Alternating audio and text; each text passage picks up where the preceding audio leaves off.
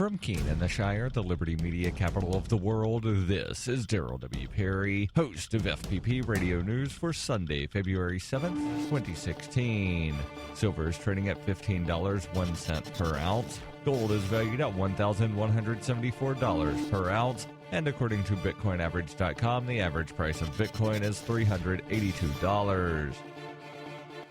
Antiwar.com reports, according to Twitter, they have deleted over 125,000 accounts since mid-2015, saying those accounts are linked to terrorism and that terrorism violates their terms of service. The company reported increased hiring on their anti-terrorism teams. The Islamic State is known to use Twitter for spreading reports of its activities and in recruitment, and some of those accounts are pretty obvious and in many cases fairly well known, with Twitter in the past leaving a few of those accounts alone for the sake of U.S. intelligence agencies that were tracking them. But a lot of those accounts apparently aren't so clearly linked to the Islamic State, with Twitter conceding that in many cases it's a judgment call whether a tweet is simply controversial or amounts to extremist behavior worth banning someone over. The company concedes there is no magical algorithm for spotting terrorists, but is willing to shut down certain accounts to meet the need of law enforcement. The Obama administration has recently been pressing top internet companies to make it harder for terrorists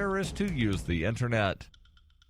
For nearly 40 years, Roberts & Roberts Brokerage has been a trusted source for buying and selling precious metals like gold and silver. They also take Bitcoin for precious metal purchases and have permanently removed the minimum purchase amount for all orders paid in the digital currency. Call Roberts & Roberts today for knowledgeable advice on buying and selling precious metals and a forward-thinking approach to new technologies. 800-874-9760 or visit online at rrbi.co.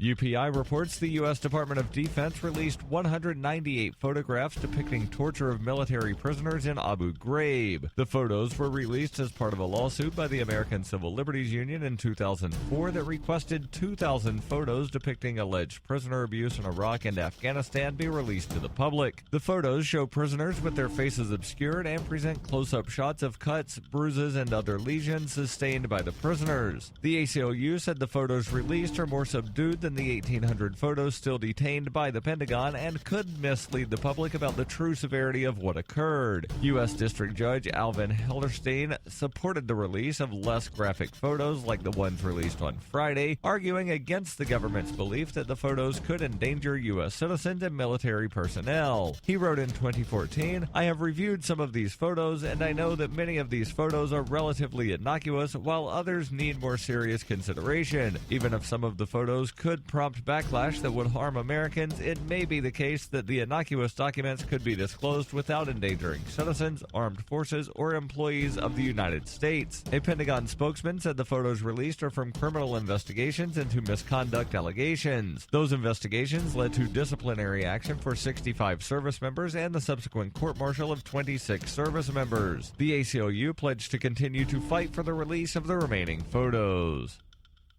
You can support FPP Radio by joining the Fans program. Fans are friends, allies, and Numery supporters. Fans help FPP afford to produce more original content. To learn more or to join the Fans program, visit fans.fppradio.com. That's FANS.fppradio.com.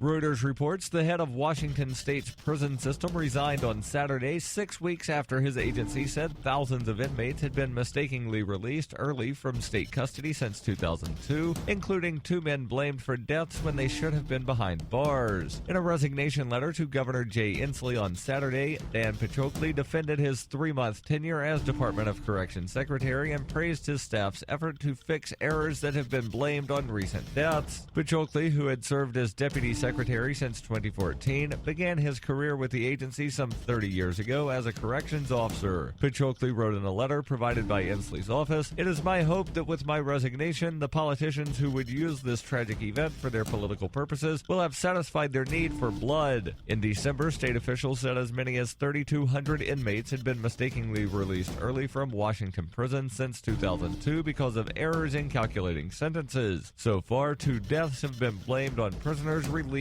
by mistake. This has been FPP Radio News, online at fppradio.com.